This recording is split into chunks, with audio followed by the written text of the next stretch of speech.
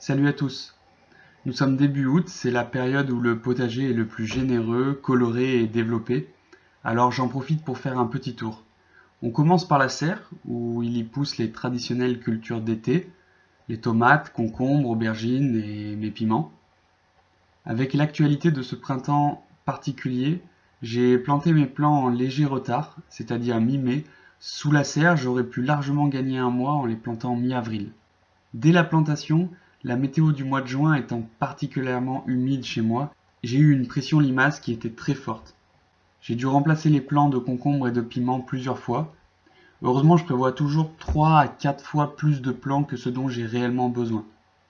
Je pense que pour les prochains printemps, si la pression limace est toujours aussi importante, j'aurai sûrement recours au phosphate de fer.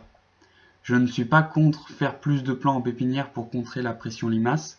Mon problème principal vient surtout du retard que les cultures prennent. Pour ce qui est des tomates et des aubergines, les limaces ne s'y intéressent pas du tout, donc aucun problème de ce côté-là. Au sujet des aubergines, justement, elles ont un retard très important, malgré que les limaces les ont laissées tranquilles.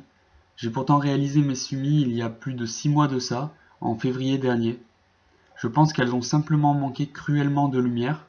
En effet, la planche d'aubergine est coincée entre un mur végétal composé de concombres du côté est et de tomates du côté ouest. Du coup, elles se sont complètement couchées. Il faudrait que je les tuteur un peu pour les redresser. Le retard serait éventuellement dû à un manque et une rigueur dans l'irrigation, car j'ai vu beaucoup de fleurs avorter dans les dernières semaines. Je pense malgré tout que les récoltes seront bonnes à partir de fin août. Les tomates sont une belle réussite cette année. J'ai une grande diversité de variétés anciennes. Pour la première fois, j'ai mis un peu plus de rigidité dans la conduite de cette culture. Les plants sont donc quasiment égourmandés à 100%, tutorés sur ficelle et plantés avec un écartement en tous sens de 40 cm. J'ai également effeuillé les plants jusqu'au premier bouquet, car avec l'humidité du mois de juin, les feuilles ont commencé à jaunir. Les causes peuvent être multiples, mais pour éviter la propagation potentielle d'un spore de champignon et maintenir des plants sains, j'ai préféré effeuiller. Les plants dans la serre sont de manière générale très vigoureux et ont un excellent développement végétal, et les cultures d'été sont majoritairement des plantes très gourmandes en fertilité. Alors pour le moment, je peux en tirer la conclusion que les nombreux apports de compost que j'ai faits suffisent amplement à satisfaire les plantes et le jardinier évidemment. J'ai mis en place une structure en grillage qui permettra aux concombres devenus immenses de pouvoir sortir de la serre et d'être dans des conditions de culture plus favorables. C'est également très facile pour la récolte de ce côté-ci de la serre. Pour l'extérieur, j'ai gagné un peu de place à plat en ouvrant des nouvelles zones de culture. J'ai multiplié la technique de culture en lasagne coffrée dans des rehausses de palettes en bois. C'est très rapide à mettre en place et ça crée directement un endroit super fertile où j'ai pu venir densifier les cultures. Les courgettes ont été très généreuses et les melons et butternuts sont en bonne voie. J'ai fait grimper ces dernières sur une ficelle pour gagner de la place au sol. Dans le dernier bac, il y a la dernière série de courgettes. J'essaie toujours d'échelonner les plantations de celles-ci car le pic de récolte est très court. Si l'on plante toutes ces courgettes de l'année le même jour, il y aura une fourchette d'environ 3 semaines où nous serons envahis par les courgettes, puis progressivement plus rien du tout. Espacer les plantations dans le temps permet vraiment de lisser les récoltes. Nous avons ensuite la pépinière en pleine terre, aujourd'hui pleine de plants de cassis, de groseilles et de romarin qui ont été bouturés l'année dernière. À l'automne, je replanterai tout ça en pleine terre afin de remettre de nouveaux plants. L'idée est que cette pépinière soit toujours pleine de multiples espèces afin d'avoir de jeunes plants chaque année.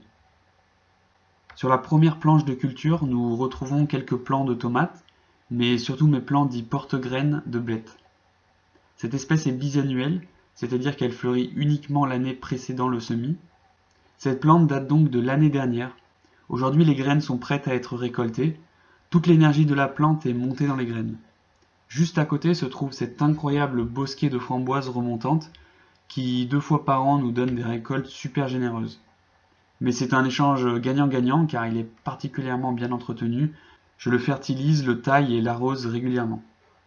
Sur la planche adjacente, j'ai conservé la structure en bambou de l'année dernière pour y faire grimper des haricots à rames. J'y ai également transplanté les poireaux que j'avais semés dans la serre cet hiver. Alors, j'ai un peu raté cette culture car j'ai fait mes semis beaucoup trop tôt. Le poireau étant comme la blette une plante bisannuelle, elle fait sa fleur et ses graines la deuxième année. Je pense que le fait d'avoir semé les poireaux plusieurs mois en avance par rapport au calendrier a fait que les poireaux montent en graines avant même d'avoir grossi. Je vais donc les récolter le plus vite possible avant qu'ils deviennent immangeables, et tant pis si leur calibre n'est pas très satisfaisant. Ça me permettra de gagner de la place pour mettre une culture d'hiver. Même si le calibre n'est pas très large, la longueur des fûts est sympa. C'est entièrement dû au fait que je les ai plantés très profonds, à environ 15 cm. Sur la même planche, il y a plusieurs petites séries de céleri rave et de fenouil.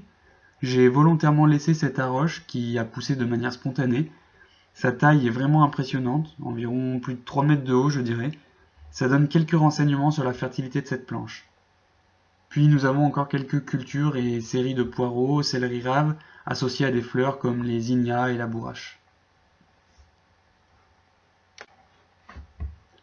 Un peu plus haut, nous avons la planche des pommes de terre cultivées sous foin et des légumes d'hiver comme les choux. J'y ai mis une deuxième série de poireaux dont je ne suis pas à l'origine du semis, avec là aussi un essai de culture sous paillage de foin. Je voulais absolument réussir mes poireaux, c'est pourquoi j'ai implanté cette deuxième série. Sur la terrasse encore un peu plus haut dans le jardin, nous avons une planche de piments et de persil. C'est ici que les attaques de limaces ont été les plus problématiques. J'ai remplacé certains plants de piments plus de 3 fois. C'est pourquoi leur développement est complètement inégal. C'est exactement la même chose sur la planche d'à côté, avec les courges. Certains plants ont déjà des fruits de quasiment 20 kg, tandis que les autres sont restés minuscules et ne donneront sûrement rien cette année. On descend un peu sur une de mes premières planches de culture, avec cette vieille série de choux-fleurs qui est aujourd'hui finie, avec la relève pour cet hiver qui est déjà en cours, juste à côté. Et comme toujours, j'essaie au maximum d'optimiser l'espace en 3 dimensions, avec des haricots à rames sur les côtés de la planche. Une dernière série de tomates cerises, toujours tutorées sur ficelle, et juste à côté.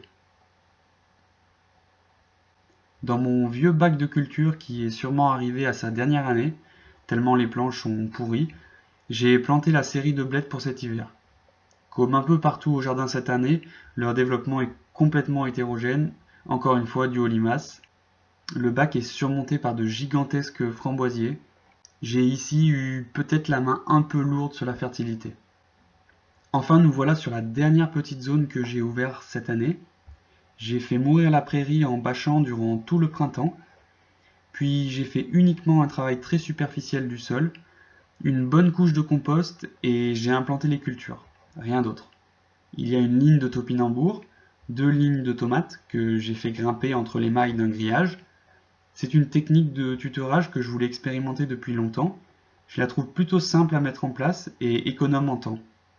Il suffit de passer régulièrement pour tresser les tomates dans le grillage. Je suis également beaucoup moins rigoureux sur l'égourdage ici. En effet, si un gourmand se développe trop, il suffit de le tresser à son tour. Pour le moment, je suis assez satisfait, à voir avec la conclusion en fin de saison. Juste derrière et bien caché dans l'ombre, il y a une ligne de maïs popcorn, semée en pleine terre bien trop tard à mon avis, et dans un milieu bien trop ombragé. Du coup, les plants sont très fins et peinent à tenir debout. Ils ont voulu chercher la lumière au détriment de leur stabilité et de leur enracinement. Je pense que la récolte ici sera quasiment nulle. Enfin, nous avons une dernière série de blettes, un petit massif de consoude que j'essaierai de multiplier, et une dernière série de courges.